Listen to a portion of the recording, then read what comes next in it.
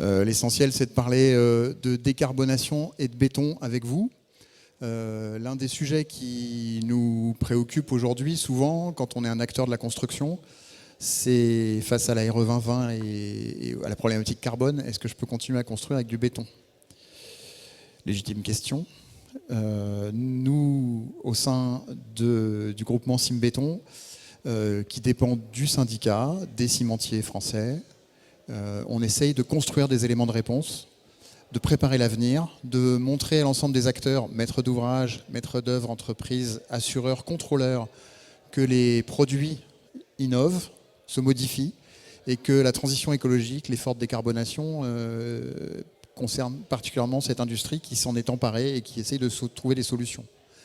L'un des moyens que nous avons pour vous partager ces informations, c'est de mener des cas d'études autour de la RE 2020 et d'essayer de faire des petites analyses de sensibilité. Je vais vous en présenter une. C'est un cas d'étude en logement collectif, dont voici le projet. Un petit projet tout à fait conventionnel qui existe en vrai. Tous nos cas d'études sont fondés sur des projets réels. Donc ça, c'est un projet réel qui vient d'Auvergne-Rhône-Alpes. En l'occurrence, c'est un bâtiment donc R+1, plus comble, un 16 logements. Il y a un sous-sol partiel sur ce bâtiment. La zone climatique, et donc nous on confie toutes nos études à des bureaux d'études réputés, connus. Là ici c'est Bastide des Bondous, ça peut être Pouget, ça peut être Loriot, ça peut être Energis, il y en a beaucoup, qui souvent sont des acteurs tribus aussi. Donc des bureaux d'études reconnus qui connaissent parfaitement et la RE 2020 et la gestion d'une étude thermique et les approches environnementales. Ici, avec cette étude-là, on choisit de faire une variante de système constructif. Donc on s'adosse à ce projet réel. Éventuellement, on le modifie quelque peu pour pouvoir avoir une version de base qui soit, comme c'est écrit ici, avec des descriptifs qui soient conformes à la RE 2020. On a, il est vrai, comme beaucoup, encore souvent des projets qui sont passés RT 2012. Donc du RE 2020, c'est pas toujours facile à trouver. Pas encore. On cale les systèmes énergétiques et constructifs pour qu'ils soient conformes. Et puis après, on va étudier deux variantes qui peuvent être des variantes souvent avec du bois dedans. Une variante, souvent, on a une variante préfa béton, une variante béton coulé en place. C'est ce que je vais vous présenter. Toutes nos ACV sont ici, dans cette étude-là, modélisées, évidemment à l'aide du dispositif légal, avec les moteurs de calcul de l'application réglementaire, avec des produits standards dont les FDES sont présentes sur Ignies, bien évidemment, et avec des lots 10 et 11 qui sont traités en valeur forfaitaire. Pour ceux qui sont assez peu familiers, si vous avez besoin d'en savoir un peu plus, pareil, j'ai mon petit stand qui est sur la droite, donc je viendrai vous expliquer le complément si jamais vous étiez un peu perdu. L'objectif, c'est d'étudier ce bâtiment-là sur 3 zones d'implantation géographique française, puisqu'on a 3 régions thermiques différentes, évidemment, qui vont amener des comportements différents du bâtiment, mais aussi des solutions différentes. Donc à gauche, on a la solution en béton coulé en place, qui est notre modèle à peu près ajusté ici, avec des voiles en béton de 18 cm, un doublage d'isolation 240 plus une plaque de plâtre, un isolant en sous-face de couverture de 46 cm de laine de verre. Les dalles sont traitées en partie basse avec une dalle de vin et un traitement en sous-face de plancher d'isolant. Et puis pour les dalles intermédiaires, des dalles de vin avec des rupteurs thermiques. Pour la partie enveloppe, vous voyez qu'on a des menuiseries qui sont des menuiseries classiques en battante, des volets roulants manuels et une gestion de la perméabilité à l'air qui est parfaitement maîtrisée et cohérente avec ce que réclame la réglementation environnementale. Ce dernier volet, tout en bas d'ailleurs, va assez peu évoluer d'une solution à l'autre, vous le verrez. C'est surtout sur la partie enveloppe et structure qu'on va travailler. La partie en préfa, on va utiliser des solutions courantes pour un petit bâtiment, c'est-à-dire du bloc préfa extrêmement standard, un B40 de 20 cm, avec un peu moins d'isolation en parois périphériques, aussi bien en mur qu'en couverture. Des solutions prédales, tant qu'à faire, on va aller chercher des solutions qui sont cohérentes aussi là, avec les systèmes constructifs préfabriqués. Et donc, comme je vous le disais, des éléments de menuiserie et de perméabilité à l'air qui vont rester cohérentes et constantes. La solution bois est une solution avec une ossature bois des isolants qui sont pris en place dans les complexes d'ossature bois, et ici des dalles qui sont considérées en béton sur cette solution-là pour la dalle basse et en CLT pour les dalles intermédiaires. Donc on est sur des solutions constructives assez homogènes et globalement, évidemment, qui assurent une unité, une fonctionnalité cohérente d'un projet à l'autre. Pour le système énergétique, ce que je vous présente aujourd'hui, c'est les résultats avec la pompe à chaleur RO double service qui est la plus performante énergétiquement, aussi bien pour l'eau chaude et le chauffage que pour le rafraîchissement. En zone H1A, ce qui est intéressant à voir, c'est que globalement, les trois variantes passent, que finalement la consommation d'énergie primaire est sensiblement équivalente entre les trois solutions constructives, que vous avez à gauche, en fait, l'une des difficultés principales qu'on retrouve souvent dans ces projets-là, c'est le BBO qui passe, mais qui finalement flirte avec le seuil de la réglementation, et ça, quelle que soit la solution constructive choisie. Pour le confort d'été, degré-heure, à droite, on est parfaitement dans la bonne fourchette entre le seuil bas et le seuil haut qui est requis dans cette configuration-là. Aussi bien pour les logements qui sont non traversants, en plus sombre, et les logements traversants en plus clair, puisqu'on avait ces deux situations de configuration. On a enfin le dernier volet sur lequel on reviendra à la toute fin de ma présentation, mais on va rapidement avoir la synthèse ici. Lycée Construction, l'indicateur carbone des composants, matériaux, produits et équipements qui font le bâtiment. Par rapport aux 742 kg équivalent CO2 par mètre carré habitable qui sont requis dans le cas de ce bâtiment-là, eh bien on passe aussi bien en béton préfa qu'en béton coulé en place et qu'en bois, qui, je le concède, a un certain avantage en termes de résultats. Voilà de quoi on part. Et puis on va faire varier notre bâtiment en fonction des régions. Quand on va être en zone H2B, donc un peu plus sud, un peu plus chaude, mais on n'est pas encore sur l'arc méditerranéen, on va essentiellement avoir des variations avec la précédente version sur les petites zones qui sont ici entourées. C'est-à-dire qu'on va renforcer les isolations ou les affaiblir. On a un peu moins d'isolation ici sur la partie couverture que nous ne l'avions précédemment. On est dans une zone un peu plus chaude avec des variations de température moins importantes entre l'hiver et l'été. On va travailler sur l'ensemble à peu près des épaisseurs de plancher d'isolant rapportés sous le plancher bas qu'on va pouvoir économiser, donc un peu d'économie de ressources. Et on travaille essentiellement en couverture et un petit peu donc sur la paroi de façade. Ça, c'est l'étude de base que nous avons donc conduite ensemble avec Bastide et Bandou. Quand on voit les résultats sur la zone H2B, on retrouve presque la même configuration que tout à l'heure.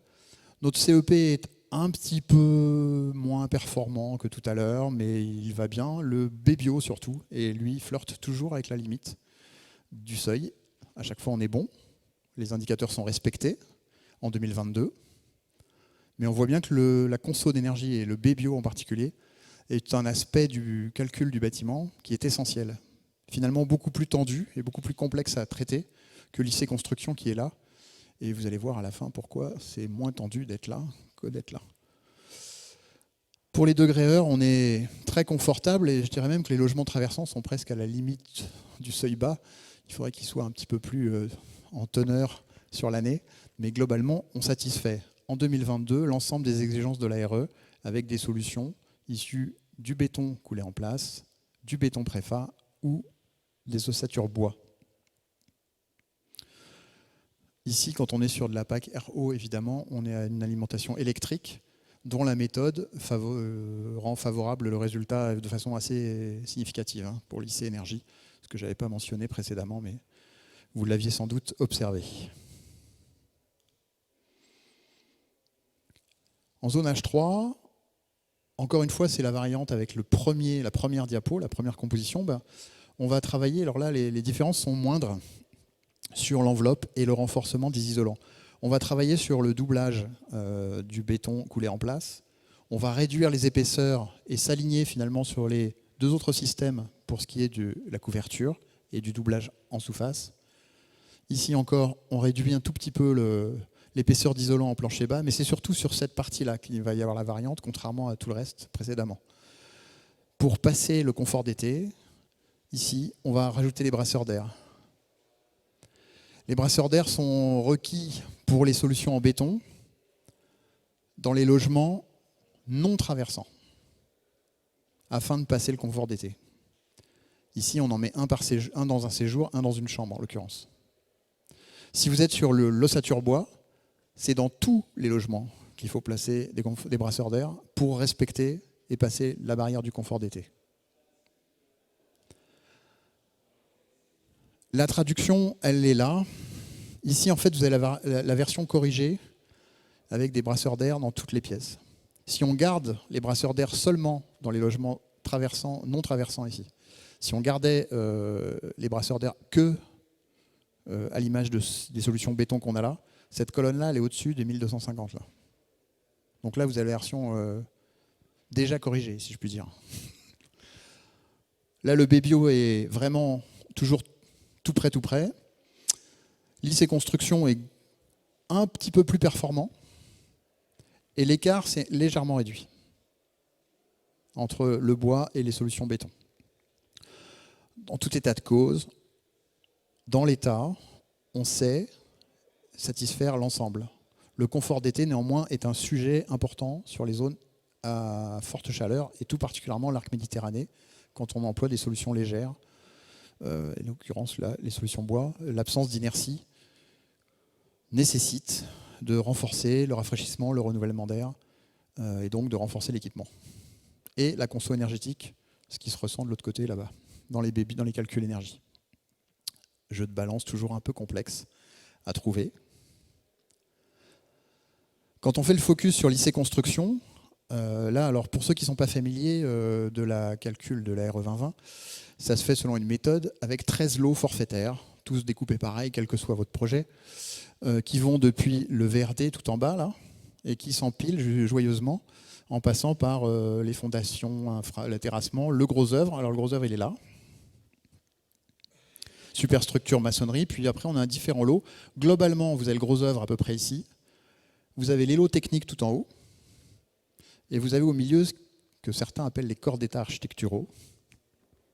Je laisse l'appréciation de la formule. Et globalement, sur des bâtiments collectifs, dans l'ensemble des études qu'on a pu mener, mais qu'on a pu aussi échanger et comparer avec d'autres bureaux d'études ou d'autres acteurs, vous avez à peu près un tiers. Après, ça dépend de la région, ça dépend de l'architecture. Si c'est un bâtiment R+1, c'est plus impactant sur la superstructure gros œuvre. Si vous avez des R+3, +4, bah, ça se rééquilibre dans mon tiers. Si vous montez plus haut, ça va encore changer. Voilà. Mais globalement, on est souvent en approche initiale à un tiers. Puis le 10% finalement qui vous reste là, 30 plutôt, le 10% qui vous reste, il fluctue en fonction de votre architecture, de votre implantation et du choix des matériaux. Ce qui est intéressant à retenir, c'est qu'ici, on a une évolution sur la composition des ciments de notre béton.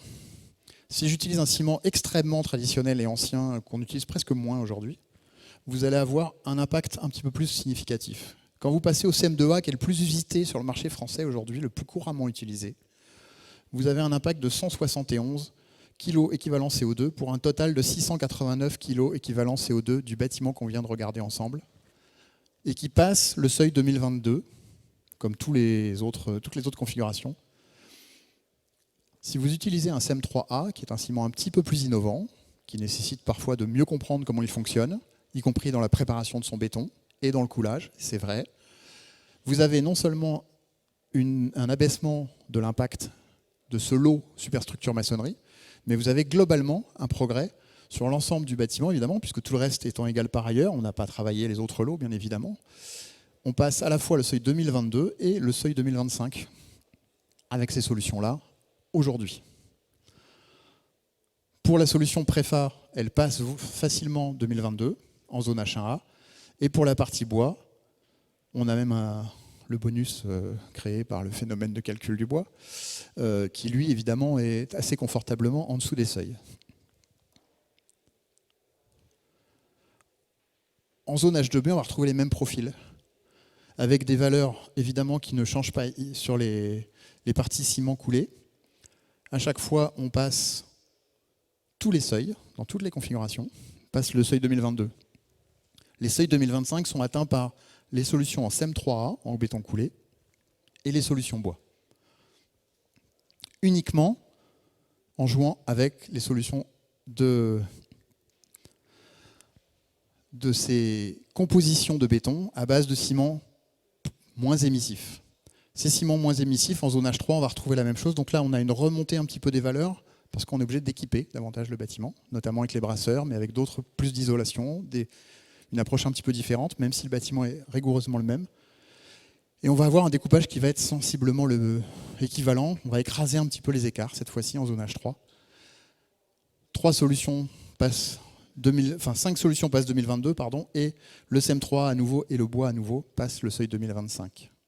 Donc on peut construire, faire face à la RE2020 avec du béton. Aujourd'hui, c'est possible. Ce qui est important pour vous, c'est de comprendre qu'on peut encore améliorer. La modélisation est complexe aujourd'hui, il y a des choses qui manquent. Pour le béton, nous, on a des pistes d'amélioration. C'est le recours à des données ajustées, plus performantes, mieux maîtrisées, mieux comprendre comment ça fonctionne. Travailler sur la formulation des bétons à l'aide des ciments. Et ça, on est à votre disposition pour vous raconter comment ça marche et comment on progresse aujourd'hui et demain, et avec un horizon 2050. L'éco-conception des procédés, les systèmes dans les ouvrages, comment on peut travailler. Donc on a tout un tas de développements d'études. L'étude aujourd'hui est en cours d'approfondissement. La part qui est ici, ce sont les données par défaut issues de la base IGNIS, qui représentent presque la moitié du modèle. Donc on a besoin que les autres composants fournissent des données environnementales justes. Et ici, on a quelques pistes d'amélioration en travaillant justement ces données par défaut et en essayant de leur adapter des données potentiellement plus intéressantes. Ici, on a choisi des données individuelles spécifiques qui étaient disponibles et qui montrent qu'il y a des progrès possibles. Pour tout ça, on réunit nos actions. Je vous invite à scanner ce QR code qui vous permettra de prendre rendez-vous, de prendre contact avec moi. Je vous présenterai la boîte à outils qu'on a développée avec toutes ces solutions-là. Et j'essaierai de vous apporter les réponses à toutes vos questions. Si vous avez justement des questions, il nous reste 2 minutes, je crois.